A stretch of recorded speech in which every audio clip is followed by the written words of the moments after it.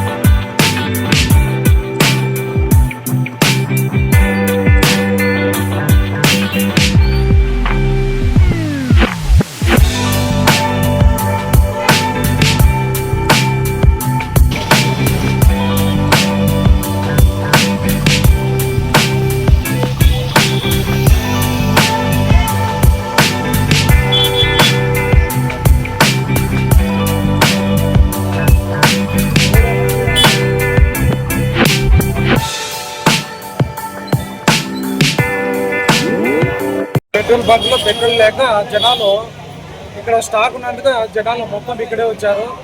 వాళ్ళకు క్యూలో నిలబెట్టి ఒకరి తర్వాత వాళ్ళకి నీట్గా పంపిస్తాము. కాబట్టి జనాలను కంట్రోల్ చేస్తున్నాము. అందరూ నీట్గా ఇబ్బంది అవుతుంది సార్.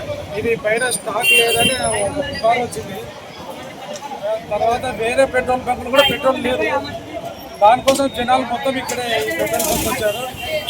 నిదానంగా వేసి అందరూ పంపించేస్తారు. ప్రజలకు ఏం చెప్తున్నారు సార్ అంటే వాళ్ళు పెట్రోల్ రేట్ అనే ఉద్దేశంలో వాళ్ళు జనాలు అప్లై చేస్తారు సార్. ఇలాంటి పరిస్థితి ఎప్పుడైనా నెలకొంది సార్? ఇలాంటి పరిస్థితి ఎప్పుడైనా రాలేదు ఇంతవరకు, కానీ ఇప్పుడు ఫస్ట్ టైం రావడం సార్. అంటే రేపు అన్నాడు మళ్ళీ ఏమన్నా చాలా కొరత వచ్చేదేమో. స్టాక్ ఇప్పుడే వచ్చింది, ఒక లోడ్ వచ్చింది. ఆ లోడ్ ఇప్పుడే అన్లోడ్ అయింది. అది అయిపోతే మళ్ళీ ఇంకా స్టాక్ వస్తాయి కదా, మళ్ళీ షూర్ చేస్తాం. అంటే షూర్ లేదా సార్? స్టాక్ వస్తుందని షూర్ లేదా? ఓకే, స్టాక్ ఉన్న వరకే వేస్తాము. స్టాక్ వస్తే మళ్ళీ వేస్తాము. అంటే మీకు ఎటువంటి ఇన్ఫర్మేషన్ లేదా సార్? వేస్తాను, వచ్చిన కాడికి వేసేస్తాను. నా పేరు Narsaiah, ASI two town. Petrol బంకుల్లో ఎక్కడ స్టాక్ లేదన్నా ఇప్పుడే ఒక ట్యాంక్ ఇక్కడ వచ్చినందుకు ప్రజలు చూసి ఇక్కడ మొత్తం జనాలు ఇంటికి వచ్చేసారు.